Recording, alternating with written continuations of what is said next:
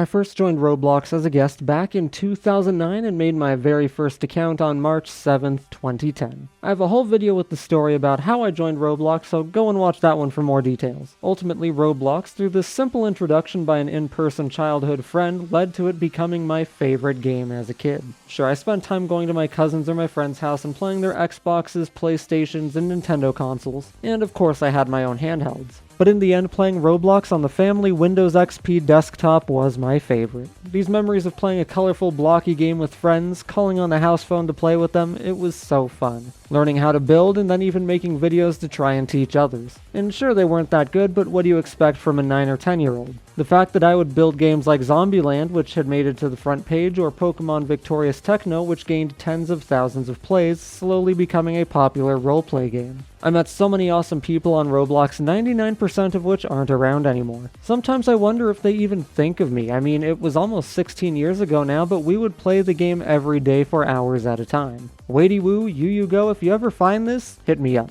Even members of the war group I was a part of, I wonder how you British Armed Forces guys are doing. I remember so many aspects of Roblox as a kid, like meeting Toothy Deer, secretly staying up through the night for the midsummer sale, scouting forums for hints to get Christmas gifts, or even hopping on egg hunts trying to find those rare Fabergés. And I never found any. I got to even experience Roblox in real life, attending Roblox Game Conference 2012 in California, getting to see my heroes of Shedletsky, Cassell, and Bazooki on the stage just a few feet away from me was amazing. In 2014, I got to work at a Roblox booth alongside actual Roblox admins, getting to promote the site to kids at a maker fair. I also got to meet awesome people like one of the lead scripters for Call of Robloxia 5. Roblox was more than just a simple game for me, it was an experience. I got to learn about 3D modeling and building through creating Pokemon designs with C-Frame. I learned basic scripting through modifying Lua code and even reading a programming book that I got at RGC 2012. Roblox was fun, colorful, whimsical, and their events all supported this.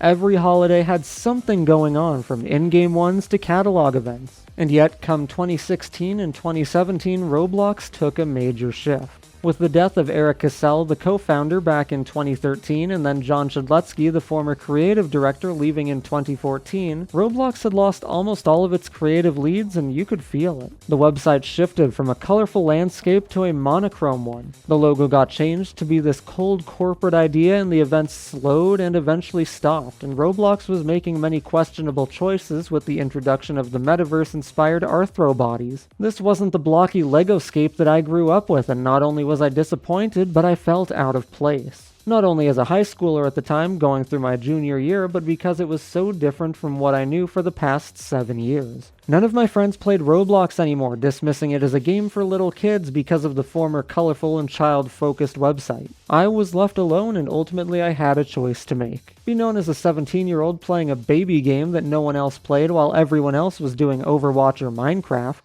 or I quit and move on from the game that I held close. And in the end, I quit. If you couldn't tell by the title of this video, yeah, I actually did quit Roblox. Did I miss it? Oh yeah. I would check on my account making sure I wasn't hacked or anything. At one point I did get password guessed, and thankfully Roblox staff were quick to help me and I got my stolen limited items back. Not only did Roblox change its look into this cold and gray format, but the draw was also different. Big YouTubers were now getting drawn to Roblox, spiking in popularity during COVID. We got these new faces which were influencing the entire site with what I considered their cringe content. No offense if you like some of these guys, but I definitely consider them cringe most of the time. They target a very young audience with their loud voices, bright colors, quick cuts, annoying sounds, and obvious clickbait. Roblox felt more babyish than ever, and I was sure that my leaving was the right choice. In order to save my own personal reputation, but also my sanity around these cringe babies. Roblox became just a past memory, and the majority of my Roblox merch got lost over time, with only a few things remaining today. My account laid dormant, and my games rotting away, my account just collecting dust as the site continued to grow, expand, and change even further.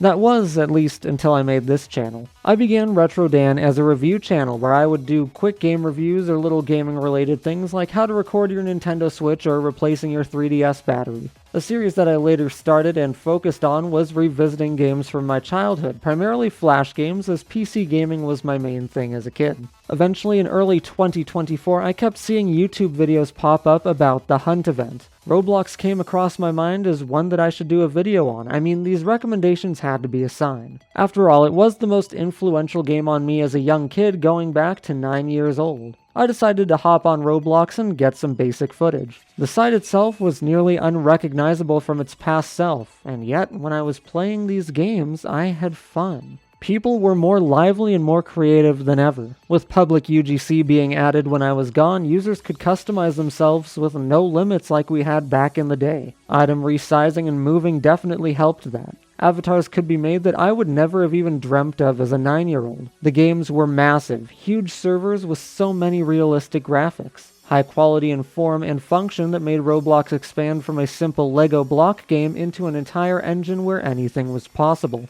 Roblox's original goal seemed to be finalized.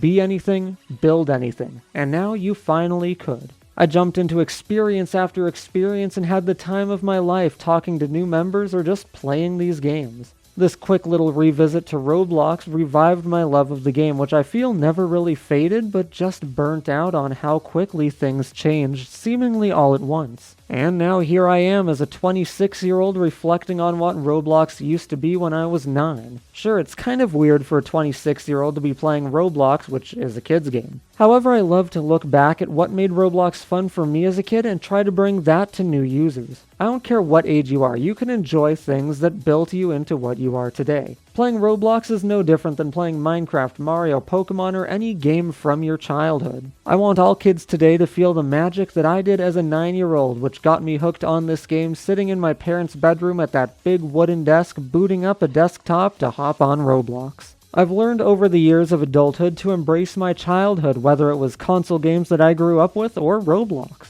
It's what made me who I am today and gave me the interests that I have. And that's basically the whole point of this video, not only to tell you about my own history on the site and that I wasn't always proud of what Roblox has become, but that you should embrace your childhood, and if you're a kid, then keep it going. I know that Roblox isn't in the best place right now between lawsuits and the recent chat feature and whatever may come in the future. But Roblox brought you all here in the end, and it's a game that can bring even more people together as a larger community. It was my favorite game as a kid, and as an adult, it still is. I hope that my channel makes you enjoy and kind of appreciate Roblox a little more, because that's my entire point. I want to relive my childhood and share what old and trendy Roblox was like, but also show that not everything is awful now. There's so much good on Roblox and so much from those old days which still exists. And heck, even some things which are better now than before. I don't really have a way to end this video, but thank you guys for listening to me yap for however long this video will end up being. Again, it's a big part of my personal history, and I feel that with so many changes happening, some people may need to hear this today.